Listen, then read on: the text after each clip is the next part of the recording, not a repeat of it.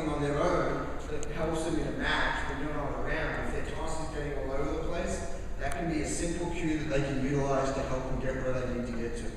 So again, a couple of simple things with the toss to get them in the right position. If we can get the toss in the right position, it makes the rest of it a lot easier, of course. So one more thing you want to notice is where do they release the ball. Some athletes will release the ball low, meaning that they'll do that. Some athletes will release the ball high, which means they'll release it up here. So there are some negatives and positives to that. If they release too low, the ball's usually going to go out too far in front. If they release too high, a lot of the time the ball's going to get too far behind them. So where do the best servers all release the ball? It's somewhere just above eye level to top of forehead. It's a pretty small window. It's literally, 3 to 5 inches. All players release the ball, good servers, within that window. Poor servers, or people that have trouble with consistent ball toss, have a release point lower than that or higher than that. So keep that in mind when you're looking at your players. Do they fall within that nice window of release? So again, getting the toss right, we all know is so important, but focus on the aspects of it that make a real difference. If we have a look here, we go to rapid back leg loading, which to me is probably the most important thing. And I'd like to see if there's any volunteers that would like to come out and help with a couple exercises here. Ben, do you want to come out? He had his hand up. I don't know if you guys saw that. He just, randomly picked someone. So, Brendan's a coach. I've known Brendan actually quite a while. He's in Atlanta. Maybe tell everyone where you coach.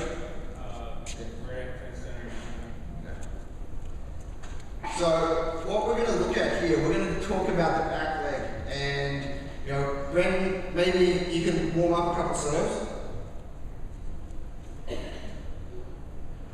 and maybe serve to this side just so we can hit the fine folks over there on the left.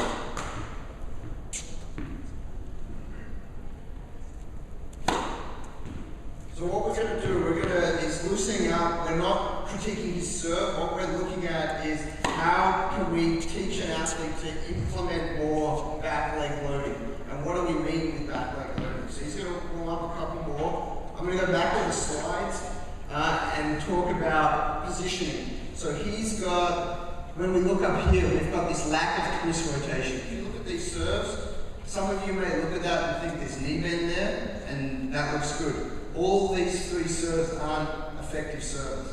They've got knee bend, but they've just got a knee bend in one range of motion, meaning that if you have a look here, we're pushing into the court, so that front hip is going out, but we have no back leg load, and we have no twist rotation. Both those things mean that they can't really do everything we want to do with the serve. So make sure that you don't misunderstand maybe some of the instruction that has been taught about shifting your front hip over the baseline. That does happen, but that's not the cause of the hip movement, that's the result. Meaning that when we do this, if I can show this quickly, when we get an athlete, we want them to load into the back hip, so into this right hip for a right hander. So we want them to do that, and by doing that, this front hip shifts. So if you understand that concept of pushing back and down into the back hip, that automatically causes your front hip to go up and out into the court. So don't just teach your athletes to jump the hip out, because what that does is that puts all the load on the front leg, and that then also puts a lot of pressure on the hip. If you notice, especially on the women's tour, if you watch the US Open, you'll see at least a third of the players have that front thigh wrap. And a lot of that, probably 70%, 80% of the reason why that front leg is wrapped, most of them, that's how they serve. So if you try to do that, just stand up for an hour and do that 100 times, you're going to get a pretty sore hip. So we have to make sure that we understand where the loading is occurring and how we're optimizing our position. So if we go back to the slides here, we'll show you a couple other scenarios. A couple more so you're ready to go. This pull cue angle, so if we go back here and take a look at the slides, we just want to show on here, this is typical junior players, some adults as well, but we have a very poor hip-knee ratio and angle. So what we're talking about from that perspective is their inability to load their back leg effectively. They're weak. That's puberty's kicking in here. These are all 12 to 15-year-olds. They're growing like crazy. Do they have the strength? Some people may argue they don't have the strength to do it right. I would argue they have the strength to do it right. They're not focusing on the right things though. There are 9-year-olds that can comfortably get into the right position. So it's not purely a strength issue. It's a coordination issue and it's a coaching issue. We're not focusing on the right things. These are all high-level players, actually all nationally ranked juniors. So it's not like we've just picked people up that have never played before. They're all good players. They all have functioning serves. Many of you would probably be real happy to have these people at your club. The problem is there's certain things they can't do with the serve and probably won't be able to do if they don't kind of fix this issue. There's also potentially injury risk, lower back problems that can arise from this position, and we want to make sure that we take care of that. So we always show bad stuff. I want to show a couple good things and then go into some exercises. So what does good look like in that same age range? So if we look at here, slightly older guys, but what we're looking at here is effective knee bending. We have twist rotation at the trunk, we have effective loading, and we have good positions. So again, we want to see the correct loading position so we know what we're trying to work on. Most of us hopefully can see bad or incorrect technique. That's the easy part. Can we see good? Can we understand good? And then also, if we do have less than perfect with the people we're working with, how do we work on it? Okay, so lesson 11. So what we're looking at here is pretty good loading. 9 years old, 10 years old, has the ability to get into position. It's not going to be perfect. We're not expecting them to have an adult serve today, but we want them to have the right mechanics, to be able to load the lower body, to be able to get the hip in the right position, to be able to make progress from that standpoint. So if we've got a few of these scenarios, what I want to, let me just go back here, and we'll work with Brandon on a couple of things. So if the players don't have great back leg load, what should we do? So to start with, he's warm now, so I actually want him to throw, but I wanted him to loosen up a little bit. So from our perspective, we're going to now ask him to throw, which I think all of you do, but I want to talk to you a bit about the throwing mechanics. So throw a couple, don't hurt yourself. Okay, so from this standpoint, a regular throw, baseball throw, is not a good idea for tennis players. I'm not saying throwing's bad, I'm saying baseball mechanics, the way you throw in baseball, is not what we want to teach for tennis, because they actually do the exact thing we don't want a tennis player to do, which is when they throw, they open up too early. Okay, that's the mechanics of baseball throwing. And what we want for tennis is we want more shoulder position. So when we talk about teaching the throw, and this can occur at any age, we want to start same position, do a regular throw, but all you want to do is do a long thrust, and ask them to bring their elbow down into the inside of their body when they're releasing. So this keeps them in this position as they throw. So try that. So regular throw, so just like throw normally, but just bring this position in close. Yeah, there you go. Okay, so that's a little better. You just want to keep his arm here. So if I'm going to throw lefty, I'm a left-hander, you're here and you just throw in this position. It doesn't have to go far. What we're working on is that position. So we're here to here. We're trying to teach that cartwheel motion. So from that perspective, we'll try a couple more. Okay, so we're getting the idea, the concept of what we're working on. What we want to take this to, though, is how do we get the back leg engaged more. So from this standpoint, we're going to get him set up like a service motion, and we're just going to ask him to pick up the ball from the back heel. So I just want you to pick up the ball from the back heel and throw. Good. And just try to work on that shoulder over shoulder position more. Okay, and now, once they get that feeling, now you ask them, so we'll put the ball here behind the heel, right? I want him to move backwards. Notice how we didn't really like that position, because what we're trying to do is get him to twist, rotate the hip, so go back and down. So if you go from this position here, we're here, and throw. So go ahead.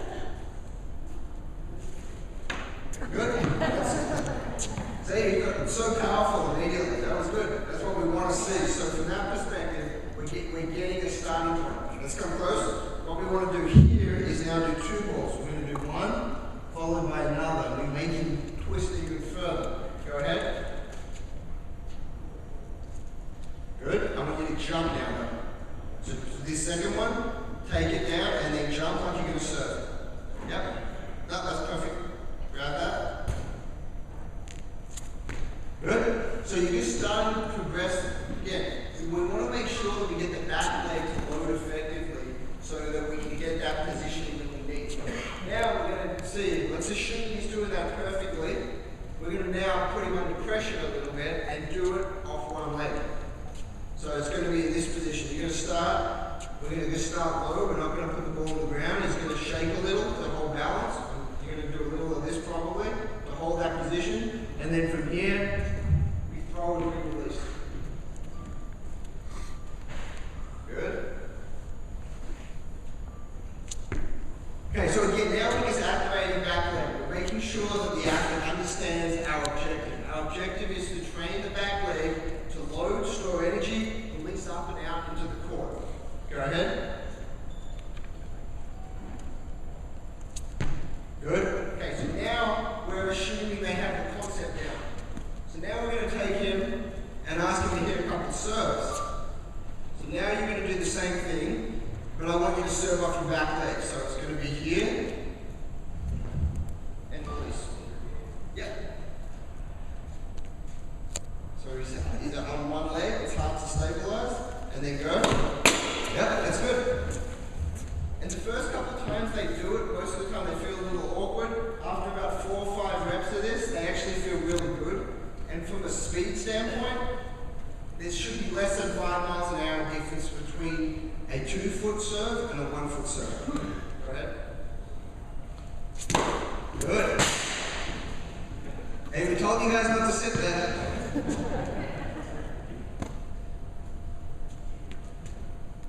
Good. Load. Nice. So our purpose here, we'd like to get it in the court, of course, but our real objective here is to see, is the hip rotating, is it loading, and is it releasing effectively? If our athletes can't do this on one leg, they're never going to have a good kick serve, realistically. So we have to make sure that this is taught early, it's reminded often, and that they get that objective. So let's say they struggle with this, and we're having a hard time getting them to get to even this level. So then we might think about maybe they're just not stable enough and strong enough. So let's do an exercise here. We're going to put 3 balls down. Trent's going to get on his right leg, and he's going to do touches. So he's going to do this. So he's going to use his tennis playing hand and go down. Go ahead. All this is a simple hip stability exercise. So we want to say, if he can't load that effectively when we're hitting a serve, and we see that, and we notice that it may not be technique, it actually may be stability and lack of stability, we've got to start implementing a series of exercises somewhat like this. So go ahead. So you want him to keep the chest up. Try not to have him rotate, but as he fatigues, this is a common aspect. So it's not a negative if they wobble a little. It just means they need more work on this. So he's doing a great job. It's really tough. It looks simple. If you guys have to try this yourself, make sure you do this before you ask your athletes to do it. So you understand that it looks simple, but it's actually really challenging. There's plenty of pros on tour that struggle to do this effectively. So don't get too upset that your 11-year-old, 12-year-olds may struggle a bit with this exercise. Good. So let's say they get this one done, and they feel pretty good. So we start getting to some aspects of technique, but then where the limitations are, and fix the problem.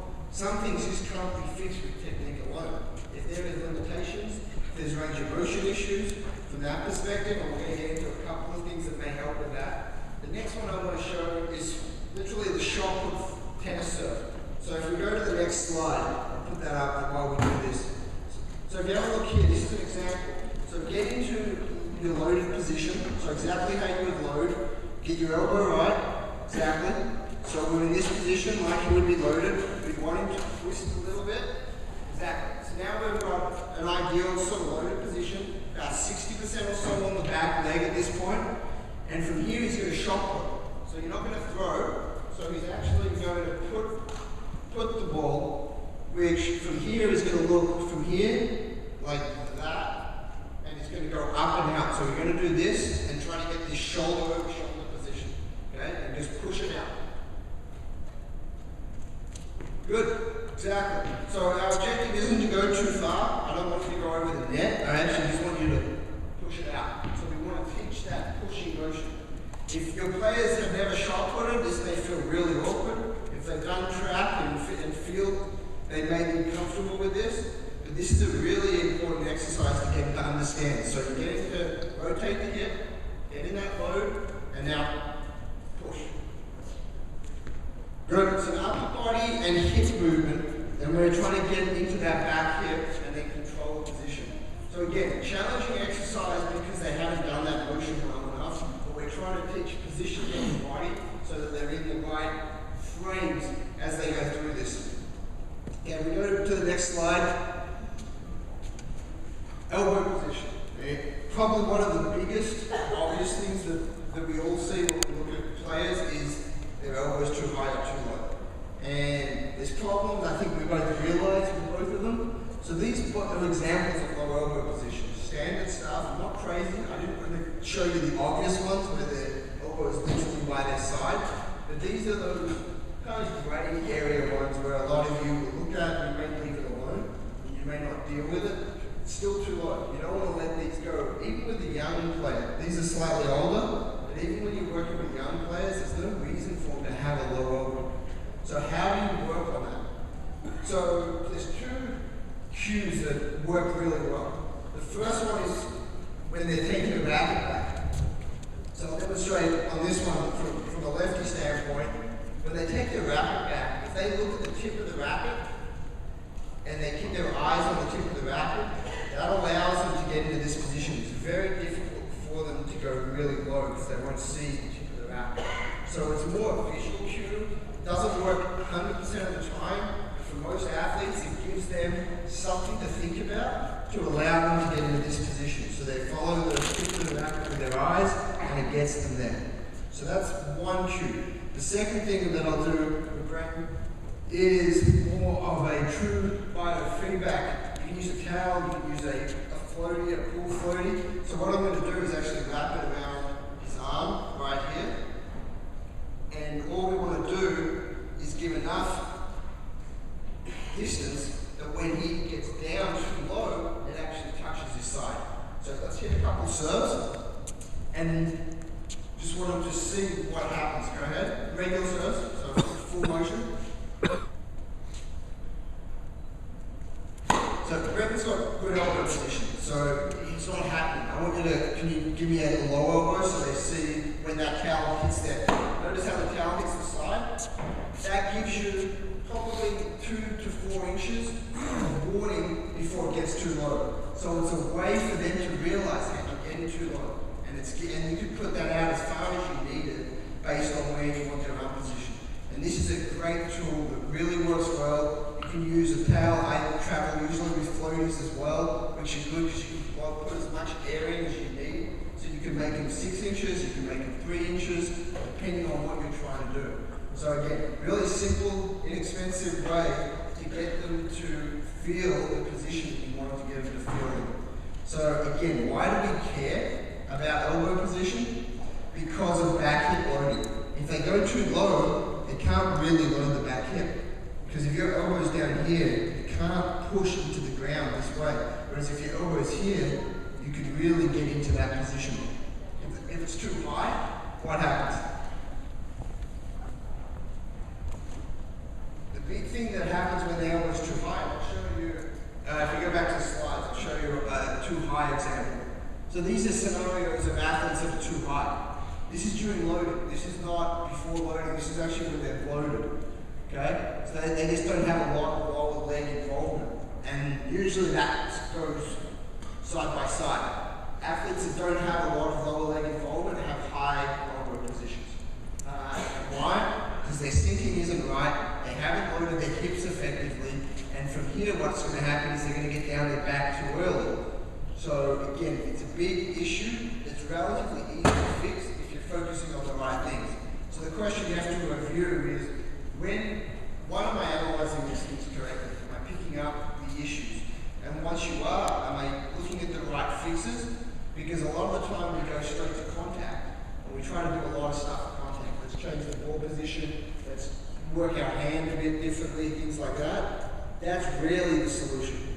You know, at the highest levels, when everything else is right, maybe that's the solution to hit a little more slice or better position or something like that. But most of you with the players you're working with, that's not the solution, is to tinker with contact. It's to go back down the chain, figure out what's happening predominantly at the hips, and are they getting in the right position. So if we take a look here, this is more concerning from an injury prevention standpoint. This term hyperangulation, hopefully many of you are familiar with it. It's come from baseball, so we've taken the term from baseball. It's actually more of an orthopedic term, but it's when the elbow is past the line of the shoulder. So from a standpoint, we can take that towel off. What we'll demonstrate with Brendan here is if we get in this position, so get in your service position, get in loading. So just try to get into the load. So okay, let's say he's in load here.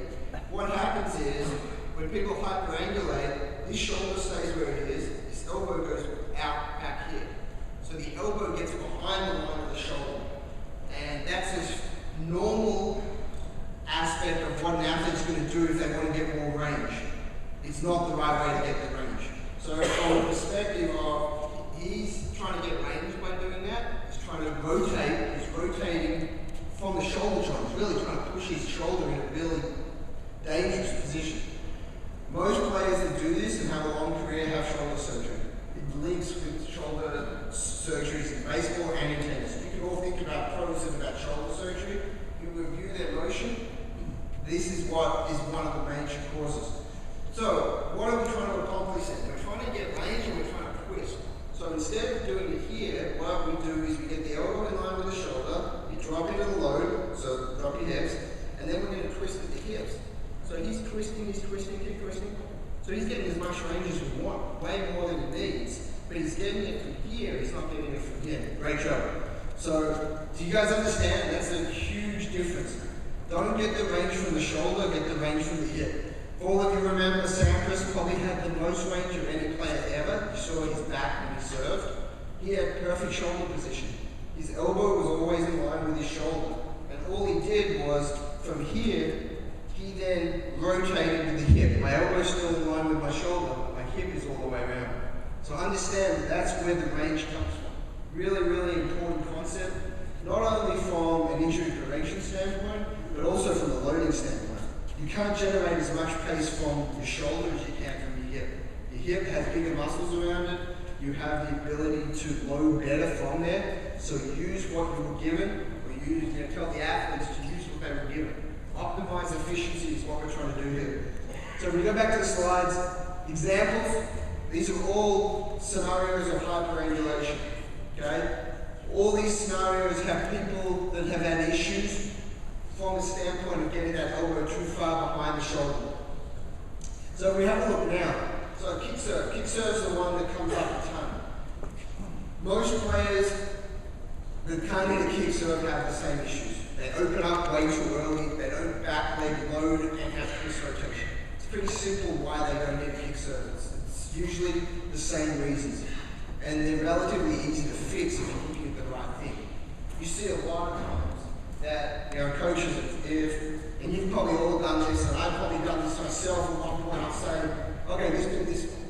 But that's how we're going to teach, we need to do that more, get around the ball. That's not how we teach someone how to kick serve. That's an end result of what has happened throughout the chain. So if you're trying to get them into the kick serve by just doing this, you're not going to get much, if anything. You may get a little bit of topspin, maybe, but you're not going to get a true biting kick that you want. You need to make sure that they get into this position, they can load here, that when they come through, they can actually get into this position and then do it. So make sure we focus on the right part of the motion. So if we take a look through, why can't some of the players do it? You see it there. Let's take a look at if you've got players that have typical issues. I'm going to get into a couple of exercises and body mechanics issues that may provide some limiting factors. I'll tell you right now that no great server has that arm issue. Yet a lot of tennis players have that arm issue. Meaning that their carry angle, their dominant their arm doesn't fully straighten. And all the great servers do have full range of motion. So we have to understand that you've got a lot of players, a lot of them even very young. I mean, I've seen 11-year-olds that don't have full extension. They've hit so many balls and they haven't done anything else to help with it. They're already in this position. That's as far as they can straighten. So we want to make sure we can get full range there. So that's one thing. The second thing you want to notice is scenario internal tightness of the shoulder. If we don't have this range, we won't have the greatest kick serve or pace either. But predominantly, this is going to help as well from a kick serve standpoint. So if we have a look here, you guys can kind of see what happens with the scapula bone that sticks out there. On the left side, you see how it drops and it shifts. It's called winging. It moves out when they're doing this internal rotation movement. So for some of you that haven't seen the stretch, you know, you guys have all done the stretch when you're trying to grab hands, but are you actually looking at the athlete to see are they doing it right? And what we're seeing on the left side, we're seeing that right scapula, it's depressed, it's dropped, it's winged, so it's moved out to the side, and it's very obvious compared to the left side. The left side, even when they do this left internal rotation, so just so you guys know, this is stretching internal rotation of my left arm, this is stretching internal rotation of my right arm. So the lower arm is the one that's stretching internally. So from that perspective, if we go back to the slide, we're going to look at this and see that the left side scapula looks great, it's in the right position, everything looks good. The right side is a typical issue we see with tennis players. So we need to make sure that they do their shoulder strengthening work from the right side. Okay, so that's an example that you want to be able to see. Here's another example. A typical tennis player has very poor range of motion. Internal rotators. College player that doesn't have, he's played 10 years of his life, hit a lot of tennis balls, but hasn't done really any internal shoulder work. So again, you can't expect a guy like this to have a great kick serve. Not biomechanically possible. He's got limitations. We have to fix some of those limitations, and it can be done. How about if we see here, we're doing non-dominant arms to show the difference. Dominant arm on the right side, significant difference in range of motion on the sleeper stretch. Okay, so most of you hopefully have them do this stretch anyway. You should be doing this at the end of every practice to help with internal rotation. But notice the difference between sides. Okay, if you see, this is a 12-year-old. So you see someone here who has poor range of motion between sides. They haven't hit as many balls as a pro, they're only 12. Yet they have significant difference in size. I mean, you see them playing with that difference between left and right side, we've got a significant amount of work to do to get them right, to get them accurate. Okay, so understand your athlete, understand where they're at, make sure that you focus on the right things. So get Ren down on the ground here. So I'm going to show you one thoracic rotation exercise, which for some of you that aren't familiar with this, what we're trying to do is we're trying to loosen up this area in the body here. So we're going to get him down on his side, sort of with his knees at 90 degrees. Like you're sleeping, yeah, so put your knees up. Out in this position here, perfect. He's going to get his arm out by his side here. What he's going to do here is keep his hip straight. Now he's just going to open up here while keeping his hip in this position. Getting his arm down here. Okay? And now he loosened up and he rotated out of his hip, so we don't want him to do that. So if they touch the ground easily, it means that they haven't kept their hip in this position, so we want to keep the hip there. And then just go in this position. There you go. So just hold it there. So what this is doing is it's stretching through this region here and come back. It should take about 5 seconds from here to get to the end range of motion, wherever that is. That's usually about there for most players. Do it again. I'm helping because I'm supporting so he doesn't go too far. So try and do it yourself now. So this should help him understand now he's doing a good job with it. So you don't want them to get to the ground, that just means they roll over off their hip. What we're stretching here is through this region here, the thoracic region of the back. And if the athletes don't have good range there, they can't get into the positions that we want them to so that they can roll effectively. So if they don't have the range of motion here, you can't expect them to hit a great kick serve or really, really fast serve. If they do hit a fast serve, and there's plenty of players that have poor range here and still get a 120, 125 mile an hour serve, the problem is they get it from the shoulder, they don't get it through their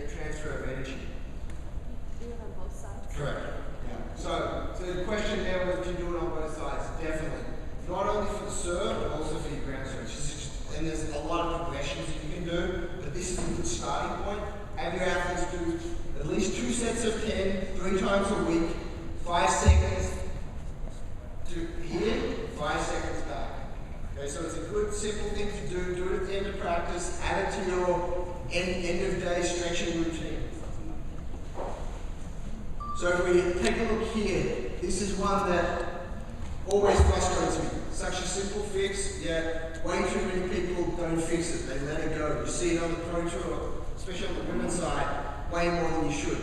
So the foot around is one of the worst ways to position your feet because it forces you to open up. So from a perspective of all of us as coaches, why would we allow an athlete to do something that we know is going to result in a bad outcome? The bad outcome is they put their foot around, their hips have to turn, and they end up making contact somewhat like this. So that's a normal scenario. You can hit a slice serve pretty well with that motion. You can't hit a kick serve. It's very, very difficult to hit an effective kick serve. If you are going to try to hit a kick serve, what you're going to end up trying to do is arch your back to get in the position you need to, which is not good either. So you want to make sure that you make those adjustments with the players. And there's no fancy tricks. You just tell them to kick their foot into their front foot. So Brendan, if you want to try to bring your foot up, I think you serve with your foot back normally. But let's try a couple here where you bring your foot up, bring it around. So show an example of trying to bring it around. Yeah, like a bad serve.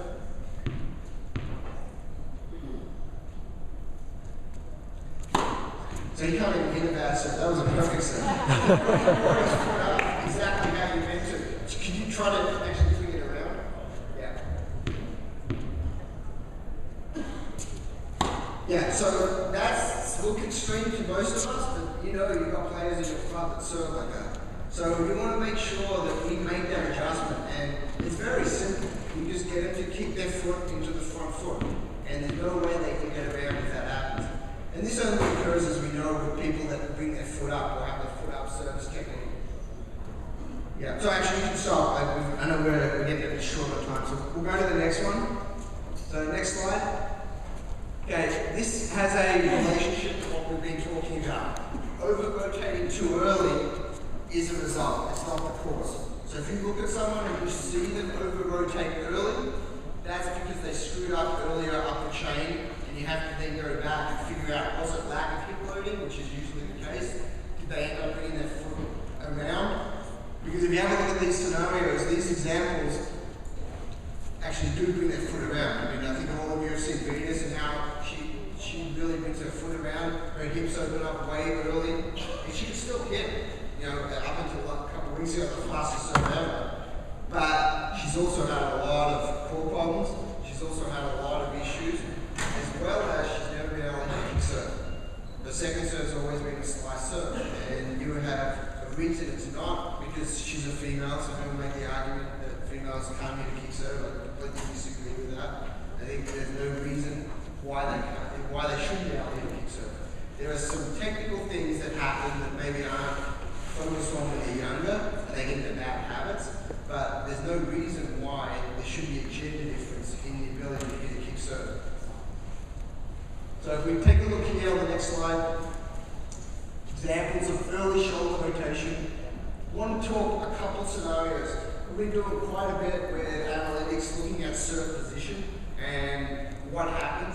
But I just want to give you a couple examples. There could be hundreds of problems that we see, but some of the biggest, this has come from the Orange Bowl this past year. So if you go on the screen, what I'm going to show is some examples of what we're seeing in girls 12s and girls 18s. And I've just highlighted girls for this example.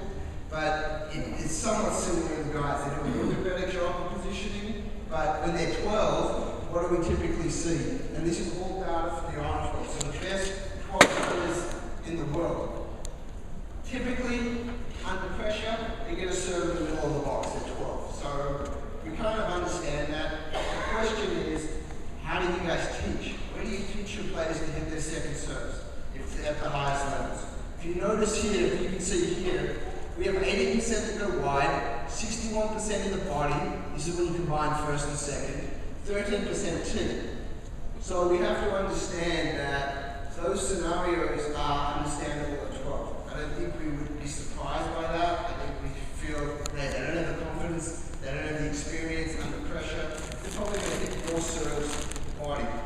interesting thing though is when we take it to the 18s. Best in the world orange ball. Be a little bit more varied, but not much. They still hit the majority of their serves into the body. So if you're playing against a female, high level, and you're returning, you know where most of the serves are coming. You can predict, you can then step around, you can be aggressive. You can teach on both ends of this spectrum. If you're teaching the returner, you know exactly where the ball's coming on most occasions. But if you're going to coach the server, you better start having more variety. Because you're going to start getting, and you see it, holding serve in women's tennis is one of the hardest things to do. And partly it's a positioning thing, partly it's a technical thing. They struggle with certain positions sometimes, and it's just because they weren't taught the right way necessarily. So I wanted to show this because a lot of this stuff through tennis analytics is really, really useful from a coaching standpoint. And then you can go back also, and if you start seeing this data, then you can go back and figure out, is there a technical reason why they're doing this? Is there a reason they're hitting these spots? And we know that they go wide. If they're not going body, they're typically going wide on second serves. Why is that? Especially on the deuce side, right? You know, do you want to serve kind of a slow second serve wide straight into the forehand on the hitting zone? Probably maybe a better option than slow straight into the backhand. That may be one way of looking at it. But it's typically because their foot's come around, they've over-rotated, and that's the easiest option for them. So just want to leave you sort of, I know we're wrapping up. I'm going to be available for questions after this, because I'm sure there's a ton of questions. Sorry I couldn't answer during the talk. But I'll also be at the Garfish booth later during the trade show. So come by, ask questions, we can talk a lot. A lot of this stuff is online, the information. If you're interested, go to the ITBA website.